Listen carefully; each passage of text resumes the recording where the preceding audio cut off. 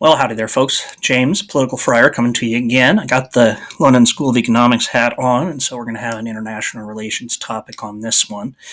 It's about the Taiwanese election. It wasn't too long ago that I covered the Taiwanese election and gave you a little bit of a preview about what to expect and what the election results would mean for the United States and for cross-strait relations between the People's Republic of China and Taiwan. Well, we have results, and so we better talk about them and exactly what they mean for those three players and, by extension, the world, because the relationship between the United States and China is the singularly most important bilateral relationship on the globe, and the one place that those two actors have the most disagreement is potentially Taiwan. And so when Taiwan has an election, Americans should be watching. And so I'll give you the little rundown in case you don't know.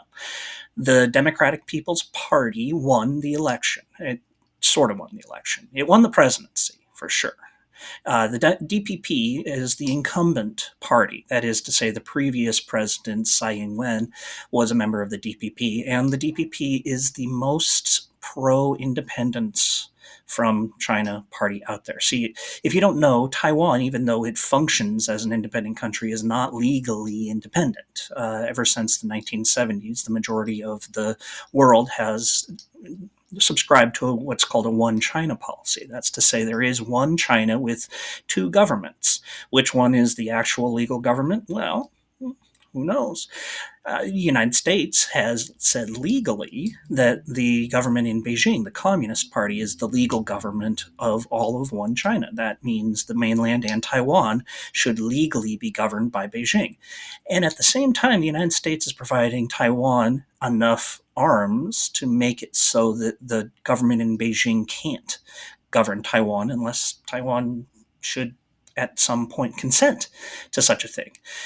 There were some thoughts in the 90s, of course, that maybe Taiwan would consent to that sort of thing, especially if things went well with Hong Kong, which was returned to Chinese sovereignty in 1998.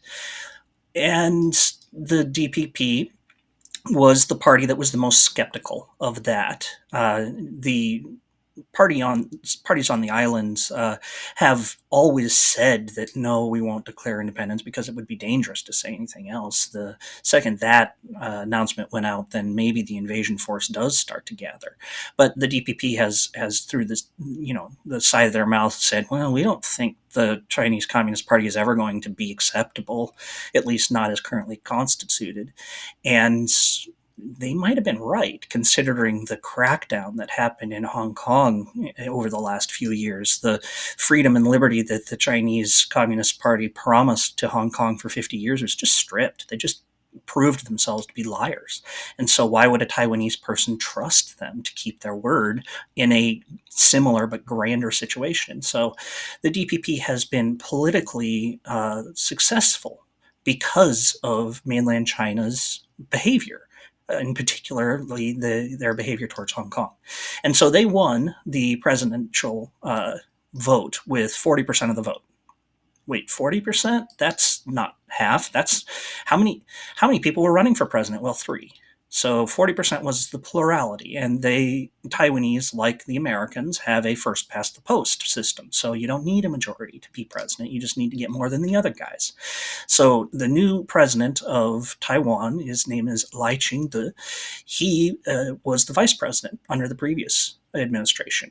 Unlike the previous administration, he only got 40% of the vote. When the last time the DPP ran, they got 50% of the vote. So the DPP's popularity is slipping. And that's because, anytime you have a two-term president, there's going to be a pull for some change. That happens in the United States too. George W. Bush benefited by running as the next guy up after Bill Clinton. And so this decrease in the DPP's popularity isn't at all surprising.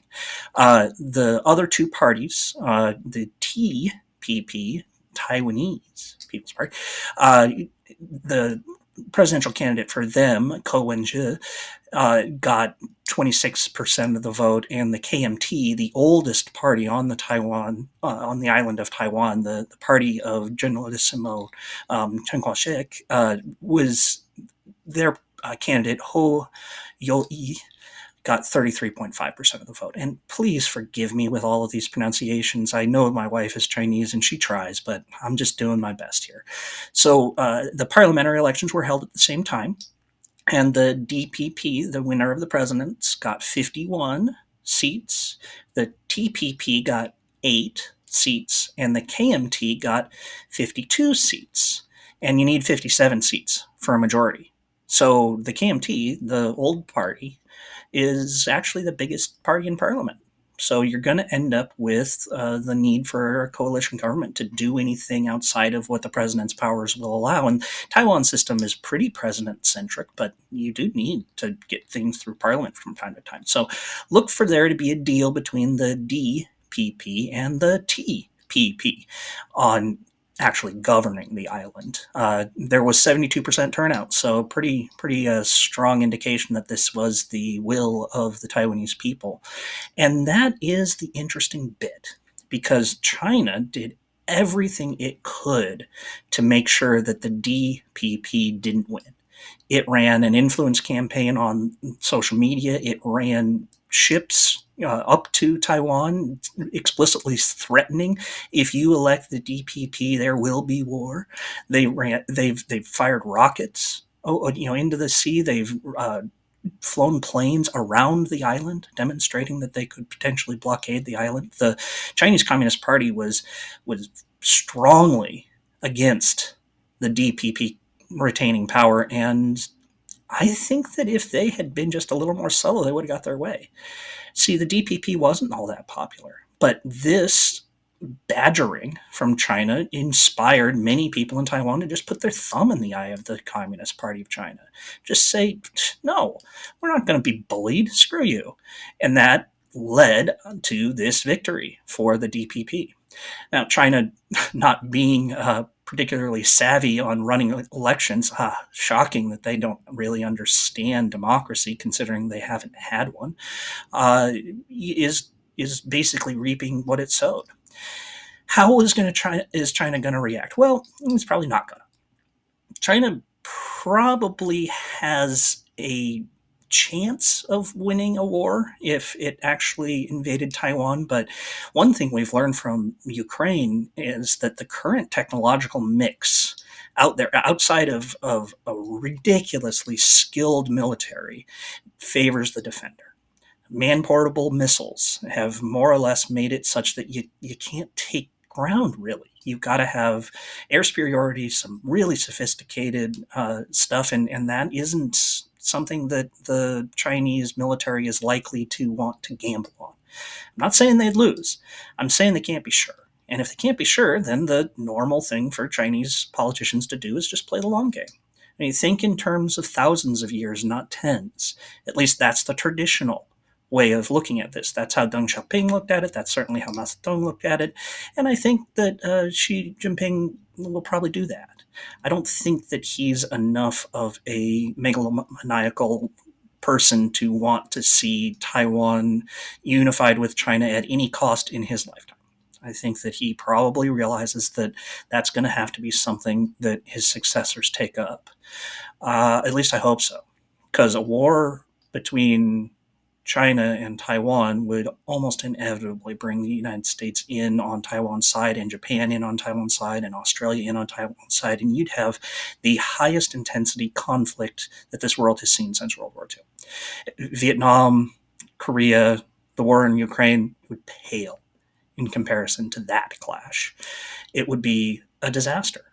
And it wouldn't just be a disaster for the losing side, it would be a disaster for everybody. Nobody wins that war. That makes all of us worse off. And so I'm counting on the Chinese to be reasonable. I think they will be. They generally are.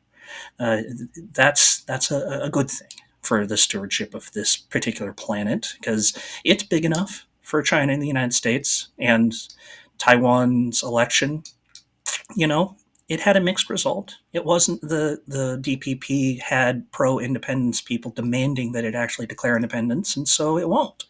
And it won't trigger that final decision point where China has to decide that Taiwan is irreconcilable.